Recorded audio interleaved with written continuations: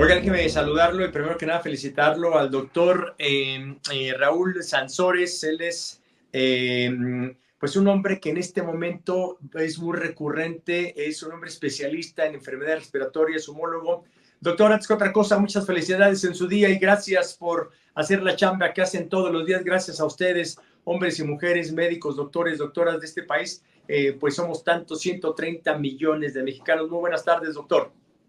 Hola, Edmundo, buenas tardes y gracias por invitarme a tu espacio y gracias por la felicitación Al del día. contrario, al contrario, doctor. La pregunta que vamos en directo, doctor, llegaron los fríos. ¿Se espera el invierno más frío de los últimos años en México y cuáles serán sus consecuencias? Sí, si no va a ser el invierno más frío, va a ser un invierno frío. Tengo recuerdo que hace, si no 7 u 8 años, hubo un invierno muy frío y se desencadenó un brote viral de un rinovirus. Y también en el 2009, cuando tuvimos la epidemia de la influenza, también hubo mucho frío, se caracterizó por eso. Y efectivamente, el invierno y el frío causa un incremento de las enfermedades respiratorias.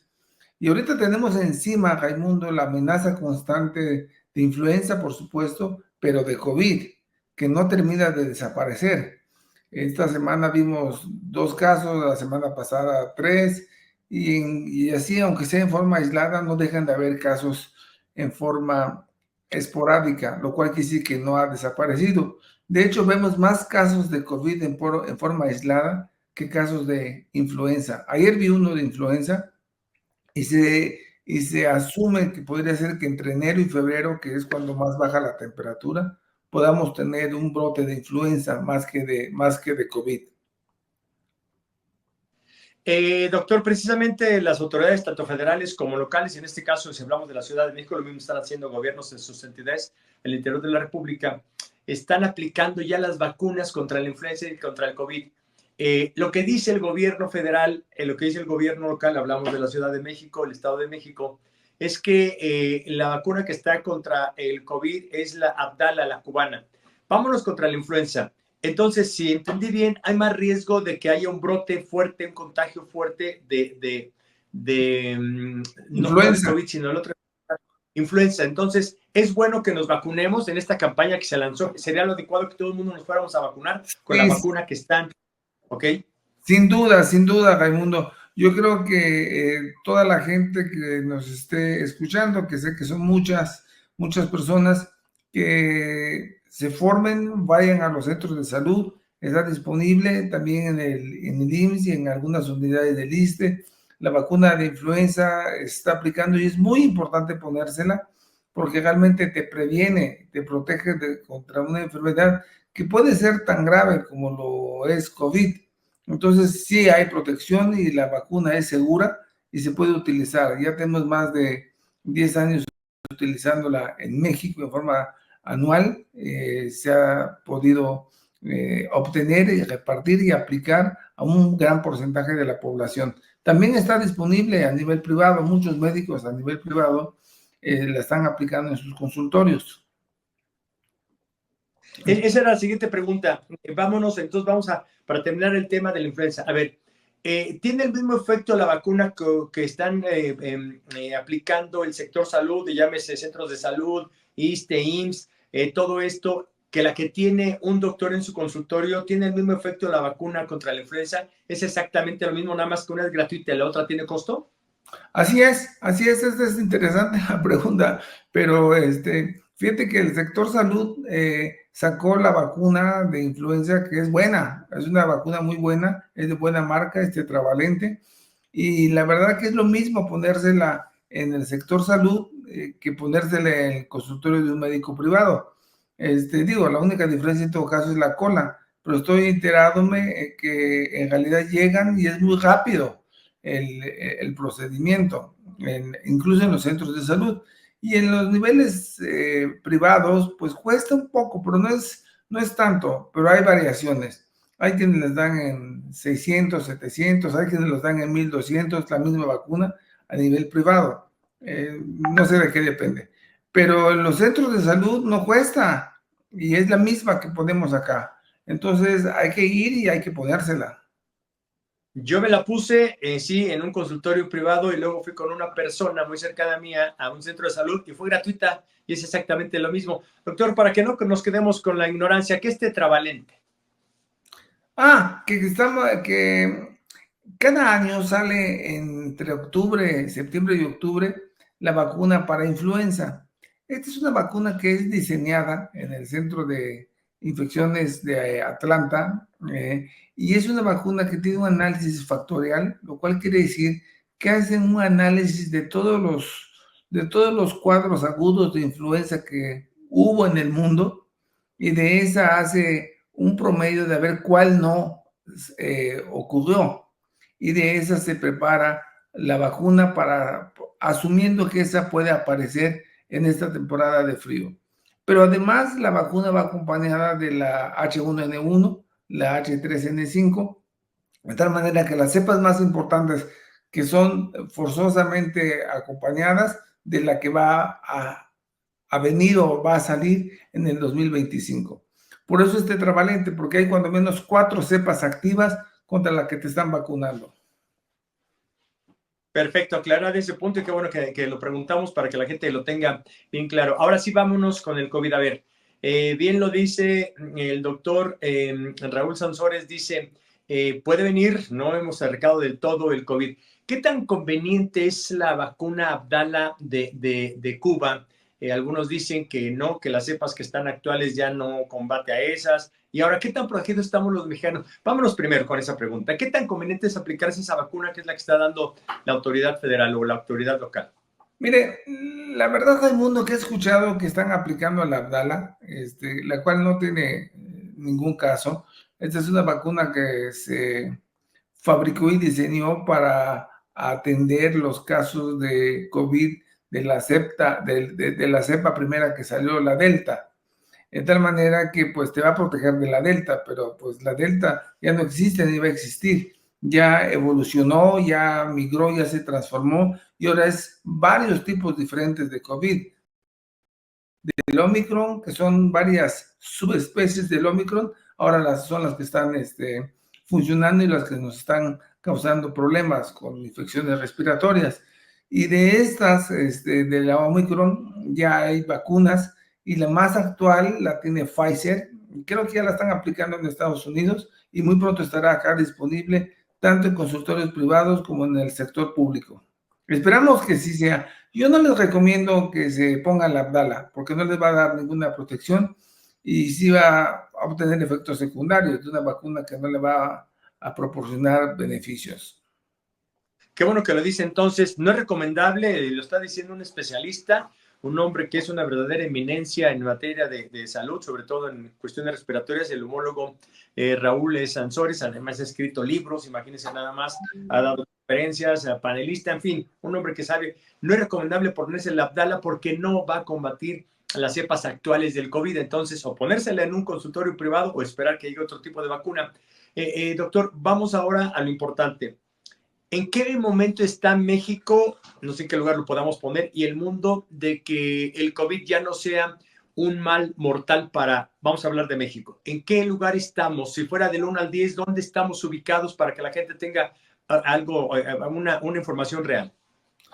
Bueno, yo creo que estamos en este momento, después de toda la tragedia que vivimos con los años de la pandemia, de tantos muertos, tantos enfermos y tantas personas que quedaron sin familiares, estamos en un buen momento, porque creo que aprendimos la lección y creo además que las circunstancias dentro del sector salud en México cambiaron por el aprendizaje y porque es otro gobierno.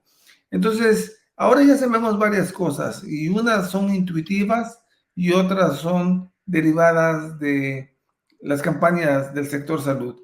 Las intuitivas son de que ya sabemos que el cubrebocas sí protege. Ya sabemos que los lugares tumultuosos, las agrupaciones, los lugares muy concurridos son fuentes fáciles de reinfección. Ya sabemos que si vamos a un concierto, al Foro Sol, es probable que salga uno enfermo, si no de COVID, de otra cosa, porque todos los lugares que están muy agrupados a la gente, pues está respirando lo que la gente de al lado está respirando. Entonces, ese riesgo ya lo sabemos y ya no nos debemos exponer. Si no hay forma de evitar esa exposición, pues sabemos que el cubrebocas nos va a ayudar. Pero además, ya sabemos que si tú tienes COVID o yo tengo COVID, pero los dos tenemos cubrebocas, ninguno de los dos se va a contagiar. Nos va a proteger el cubrebocas. Pero además, Raimundo, ya tenemos antivirales. Se acaba recientemente de aprobar por el COFEPRIS que el Paxlovid está disponible. Parece ser que no está tan fácilmente disponible en las farmacias, pero ya está aprobado y eventualmente se tendrá la distribución para que cualquier paciente, al igual que cuando tienes influenza, te dan oseltamivir, vas a la farmacia, lo compras y te curas.